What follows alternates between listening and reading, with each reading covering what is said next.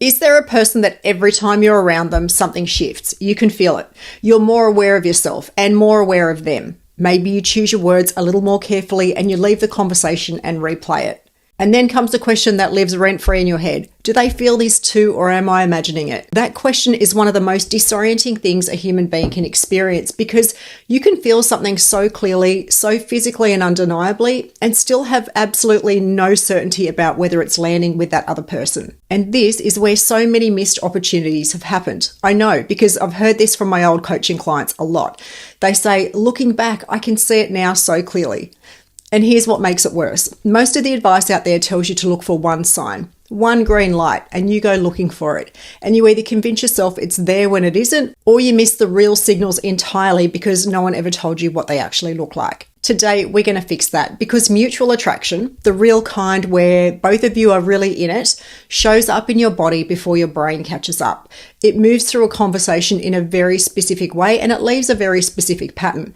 And once you know what that pattern looks like, you can stop second guessing yourself and start seeing what's actually in front of you. I'm going to give you 15 signs that the attraction is mutual, even when neither of you has said a word about it. Let's go. Before we get into the signs, there's something that I want to say, because if you skip this part, then none of the 15 will make sense. Mutual attraction is not one signal. It's a pattern. It's a cluster of behaviors that shows up consistently from both people across multiple moments. You're not looking for proof in a single glance or a single text. You're looking for a rhythm that goes in both directions, because one-sided attraction can mimic almost anything in isolation. A warm laugh, a long look, an enthusiastic reply. Those things can come from politeness or from good social skills, and from someone who's simply a good, kind person. What those things cannot mimic, what politeness and social skill cannot produce, is a self-sustaining, bidirectional pattern of behavior that neither person is consciously controlling. That is what mutual attraction looks like, and that is what you're learning to read today. Sign 1, both of you keep finding reasons not to leave. The conversation should have ended 10 minutes ago. You've both got somewhere to be, you both know it, but neither of you is the one to end it. Someone says something, the other one responds. A new thread opens, and somehow you're still standing there, still talking, still finding one more thing to say. Pay attention who's initiating those extensions. If it's only you, if you're always the one finding the next thing to say to keep the conversation going, that's not mutual attraction. That's you carrying something alone. But when it's both of you, when you're both the one saying, oh, one more thing, when neither of you is making a move to leave, that is two nervous systems that do not want the connection to end, and your nervous system doesn't lie. Sign 2, the mirroring happens without either of you noticing. Their coffee cup goes down, yours follows 30 seconds later. You shift in your seat and they shift too. You lean forward, they lean forward. You lower your voice, their voice drops to match it. This is called behavioral synchrony, and the research on this is pretty remarkable. Studies on nonverbal communication, including foundational work in embodied cognition, show that when two people feel a genuine pull towards each other, their bodies begin to physically mirror without any conscious decision to do so. The rhythm of their speech, their posture, their gestures, they all start to align. And you can't fake this. You can try to deliberately mirror someone and it will probably look a little strange. When it's real, it's seamless. It's both people's nervous system responding to the same signal, that I want to be in the same physical space as this person. When you see it happening in both directions, not one person following the other's lead, but both of you moving in sync, you're watching mutual attraction happen in real time. Sign 3, eye contact has a rhythm, not just the duration. Most people think the sign is long eye contact. It's not. Sustained, unbroken staring, that reads as intensity, not attraction. What you're actually looking for is something more subtle, and it's far more revealing. When attraction is mutual, eye contact has a rhythm. They hold it, you hold it. One of you looks away and then comes back, and then the other one does the same thing. It's almost like a second conversation that's happening underneath the actual conversation. The neuroscience here is really clear. Eye contact triggers the release of oxytocin, which is the bonding hormone in both people at the same time. When attraction's mutual, both people are unconsciously seeking out more of that contact because their brains are rewarding them for it. They keep coming back. And here's the tell. In a one-sided dynamic, one person holds the gaze and the other person breaks it and doesn't return. The rhythm is missing because only one brain is seeking it. Mutual attraction has that rhythm. One-sided attraction has a gap. You'll feel the difference even before you can name it. Sign 4, they remember the things you said and they bring them back. So you mentioned something in passing, a detail, something small, and later in a different conversation, maybe even days later, they bring it back. Didn't you used to say you live near there? Or how did that thing go with your sister? This isn't just good manners. This is something else entirely. When we're drawn to another person, our brains encode what they say differently. We're not just processing their words, we're storing them, we're filing them, and we're holding on to them. Research in the psychology of intimacy, including Harry Reese's work on responsiveness, shows that the feeling of being genuinely seen, of someone remembering what you said and caring about the follow-up, is one of the most powerful drivers of real connection. But here's what makes it a sign of mutual attraction specifically. It has to go both ways. If they remember your details, but you can't recall much of what they've shared, or vice versa, that's an imbalance, not a match. Mutual attraction makes both people pay attention.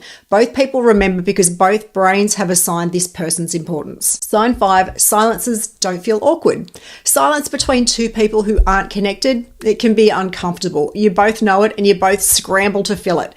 But something different happens when attraction is mutual. The silences, even the brief ones, they feel easy, companionable, like you don't need to be performing for each other every second. This is a sign of something real, and it matters more than most people realize. Comfortable silence requires a baseline level of safety between two people. It means that your nervous systems are not in a state of alert around each other. They're not bracing. So if you're both okay sitting in the quiet and neither of you are rushing to fill every gap with some noise, that's two people whose bodies are saying, I don't need to impress this person, I just want to be near them. And that feeling of ease underneath the attraction, that's not something that shows up in the early stages unless something is genuinely happening. Sign 6, they find small excuses to close the distance. So they don't dramatically cross the room to stand next to you. It's much subtler than that. It might be something like they shift slightly closer when you're talking, or they lean in to hear something even when the room isn't that loud. It could be they hand you something directly instead of just putting it down. Maybe they're near you in a group when they could easily be somewhere else in the space. Proximity seeking is one of the most primal signs of attraction, and when it's mutual, both people are doing it without making much of a scene about it. You're both just gravitating. Neither of you announce that you're going to do it. You just keep ending up close to each other. Pay attention who's doing the gravitating. If you're always the one who ends up near them, if you're always the one closing the gap, that is one directional. But if you notice that they're near you even when you weren't the one to close the distance, then that's intentional, even when it looks casual. Sign 7, teasing that has warmth to it. So light teasing, the kind that makes you feel seen rather than targeted. It's a sign of two things, comfort and investment. You don't tease someone that you're indifferent to. You just don't bother. Teasing requires that you've paid enough attention to notice something playful about the other person. It's a form of intimacy disguised as humor. When attraction's mutual, the teasing flows in both directions and it has a specific quality. It doesn't sting, it just makes you feel like the other person's been paying very close attention and they're letting you know it. And they let you know in a way that keeps things light and you find yourself doing it back. It's effortless and you're not overthinking about where it'll land. It's just that easy bi-directional warmth that is good chemistry. It's both of you signaling, I'm paying attention, I feel safe enough to play, and I want you to know that I see you. Sign 8, you both get slightly better versions of yourself. You're funnier when they're around, more articulate. You tell the story better. You laugh more openly. And when you watch them, you notice it in them too. They're brighter somehow, more present, more themselves, but just turned up a little. It's not coincidence and it's not your imagination. Research on the psychology of attraction, including the work by Arthur Aaron on the concept of self-expansion, shows that when we're drawn to another person, we feel our sense of self expand in their presence. We feel more capable, more interesting, more alive. And when that's mutual, both people get this effect from each other simultaneously. You're both becoming slightly more of who you actually are because the other person's making it feel safe and worthwhile to show up that way. So if you notice that both of you seem to come alive around each other in a way that doesn't happen around every other conversation, that's data. That's your nervous system responding to each other. Sign 9, their body points at you even when they're talking to someone else. This is one of the most overlooked and one of the most reliable signs. You're in a group. You're talking to someone across from them, but their feet, their torso, and their shoulders, they're all turned towards you. It's not a dramatic move, it's not obvious, but you're in their physical orbit even when the conversation isn't with you. The body points where the brain wants to be. It's that simple and that honest. We orient ourselves unconsciously towards the things and people that matter to us. It happens below the level of conscious control, which is exactly what makes it so readable when you know what to look for. If their body consistently orients towards you, whether it's in a group, across a room, even mid-conversation with someone else, that's not random. That's attraction leaving a breadcrumb trail for anyone paying close enough attention to follow it. Sign 10, there's something different about how they say your name. I know this sounds almost too subtle to be real. Just bear with me. When someone's genuinely attracted to you, the way they use your name changes. They use it more than they need to. They use it at the beginning of a sentence when they don't have to. And there's like a quality to it, a small, almost imperceptible pause before it and after it, like your name has a weight in their mouth in a way that other names don't. Psychologically, using someone's name is a form of acknowledgement. It's saying you specifically, not just a person I'm talking to. And when attraction's mutual, both of you tend to reach for the other person's name more than the situation actually requires. You might not have consciously noticed this happening, but go back. Think about the last conversation. Did they use your name more than once when once probably would have been enough? And did you find yourself doing the same? When the answer is yes for both of you, that is not nothing. Sign 11. You both get slightly nervous at the same moments. Real mutual attraction produces what I describe as nervous calm. This is one of the most accurate signs you'll learn to read, so stay with me on this. When attraction is one-sided, the person who feels it is activated, but they're not settled. They're nervous, but they're not anchored. There's like an effortfulness to it, a slightly hollow, strained quality because they're generating all the energy themselves and nothing's coming back to steady them. When attraction's mutual, something different happens. The nerves are still there because something that matters is happening, but underneath the nerves, there's a specific settling quality. So your breath is a little slower, your voice drops slightly, your shoulders come down, and the other person's presence is doing something to your nervous system. It's regulating it, even as it's also activating it. A Berkeley researcher wrote about this extensively, how genuine emotional resonance between two people creates a physiological effect that feels simultaneously exciting and calming. And when both people have it, the conversation has this quality of ease and energy at the same time. It doesn't feel like work. It doesn't feel effortful. It feels like being inside something that's just carrying itself. When you're both slightly nervous, both somehow at ease simultaneously, it's not a contradiction. That's mutual attraction. Sign 12, the follow-up comes without prompting. You talked 2 days ago. There was no hanging thread, no question left unanswered, and yet a message. There's a voice note or an article they thought you'd find interesting or a reference to something that you mentioned in passing. It's sent to you with no clear reason except that they thought of you.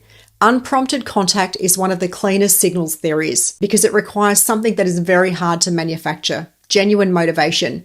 You don't reach out for no reason to someone that you're feeling indifferent to. You do it because they stayed in your head, because your brain has filed them under important and now it's looking for reasons to reconnect. But here's the key. It has to be reciprocal. If you're always the one reaching out and they're always the one responding warmly, that's not mutual attraction. That is one person pursuing and the other person just being pleasant about it. Mutual attraction generates contact from both directions and neither person has to feel like they're making all the moves. Sign 13, they reference the future with you in it. We should go there sometime. You'd love this place. We'll have to check it out. Next time we do this. These are small sentences. They're almost throwaway, but they're not throwaway at all. When someone references a future that casually includes you without framing it as a formal plan, without making too big a deal of it, they're actually revealing something that their brain is already doing. They're already thinking about you in future contexts. They're already placing you in their life going forward. And when you find yourself doing the same thing back, when future references flow naturally in both directions, that's two people whose brains have already started building something. Not consciously or strategically, just automatically, the way that brains do when they've decided someone matters. Sign 14, there's a specific energy when you're in the same room as other people. Put you both in a group and a different kind of signal starts to appear. You're aware of exactly where they are in the room without even looking for them. You find each other's eyes across the space during something funny and you share it. In a group conversation, something that they say gets more of your attention than what anyone else is saying. And you can see, if you look, that they register it when you respond to it. This is called relational attunement. It's a heightened awareness of the other person that operates like a background channel running underneath everything else. When it's mutual, you're both running it and neither of you decided to. It just happens. And here's what makes this one particularly revealing. It's very hard to fake it in a group setting. You can perform attraction one-on-one. But in a group, the background channel is really hard to control because you're also managing other conversations, other people, and other demands. The signals that come through in a group setting are the ones that your nervous system is producing automatically. And they're some of the most honest signals that you'll ever read. Sign 15, something shifts right before you part ways. The goodbye is longer than it should be. There's a moment right at the end where something in the energy just changes. It gets slightly more intentional. The conversation slows down just before it ends. Someone says something and there's a beat where both of you hold it just for a second before you actually leave. This is the most instinctual of all the signs, and it's also one of the hardest ones to fake. It comes from the part of the human nervous system that doesn't want to lose connection with someone that it's bonded to. Your brain doesn't want this to end, and if theirs doesn't either, you'll feel it in the quality of their goodbye. Even if nothing dramatic is said, even if the words themselves are completely ordinary, both of you linger, both of you turn back, both of you take maybe just a little bit longer than the situation requires, because your nervous systems are doing what they do when they've found something real and they don't want to let it go yet. So here's what I want you to do with all of this. Stop looking for one big sign. Stop replaying single moments, hoping to extract certainty from just one of them. One long look doesn't mean anything on its own. One warm text doesn't mean anything on its own. And one lingering goodbye doesn't mean anything on its own. What means something is the pattern. All of these signs, or most of them, showing up consistently from both directions across multiple conversations and multiple contexts. That is what mutual attraction looks like. That is the fingerprint that it leaves. And then, once you've looked at the pattern, trust what you feel in your body more than what you're trying to convince yourself of in your head, because your nervous system already knows. The nervous calm that I described, that specific mix of excitement and ease in your body has already registered that before your brain caught up. And the opposite of that is also true. That slightly effortful, slightly hollow feeling you're getting when you're generating all of the energy yourself, your body knows that too. You've just been trained to doubt it. Attraction is not a mystery. It's a biological process that leaves tracks in your body, in theirs, and in the space between you. And the best part is neither of you has to say a word before you already know it. I hope you found this helpful. If you did, please like and follow, because that helps me to create more videos like this. And if you want to go deeper, I do offer a course specifically for men who want to become calm, confident, and naturally magnetic. I've included a link in the description below. And for the ladies, the course for developing your magnetic feminine energy launches next week.